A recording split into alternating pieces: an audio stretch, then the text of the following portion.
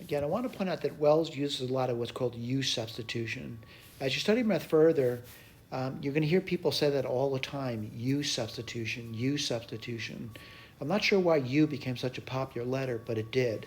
U substitution. So I'm going to say that's what U is equal to. So if someone says, why would you do that? I'm seeing it in the problem, and it may make it simpler. Now, before I do that, I want to claim if U is equal to that, U squared would equal the square root of that.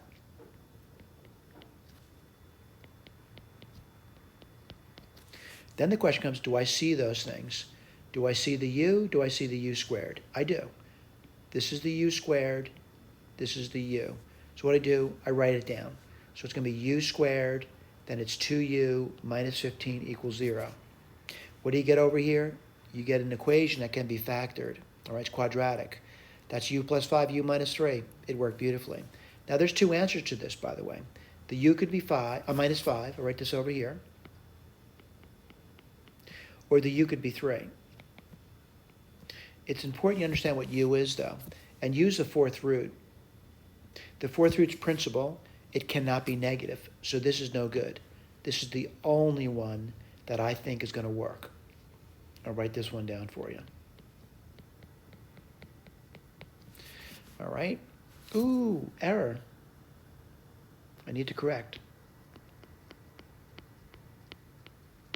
And that's good, I see that. I'm going to correct that.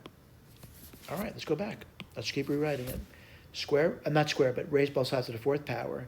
You would get 81 equals 3x squared. By the way, that's very dangerous when you raise something to the fourth power. You could introduce an extraneous solution to the problem, which means they got to check it at some point.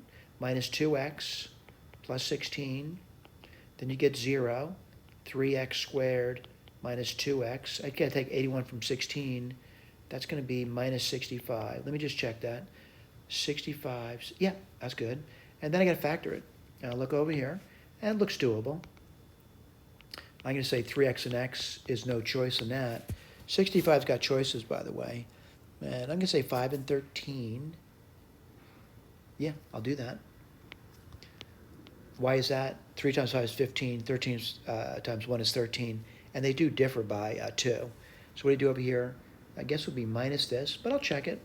That gives you, let's see, 3x squared. Bingo. 3 minus 15 plus 13 is minus 2. Bingo, minus 65. I get two solutions here, and the answers will be x equals minus 13 thirds, and the other one, x equals 5. All right, I want to look at the key. I want to see if those answers are staring at me, and in fact they are. Now granted, I hate to go here, but you probably should, at minimum, is to make sure the radicands are positive. Now the 5 is easy to check that, and again, I want to make sure the radicands are positive.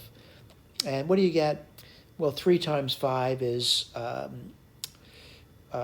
squared is going to be 75, minus, definitely positive. This one's fine, all right?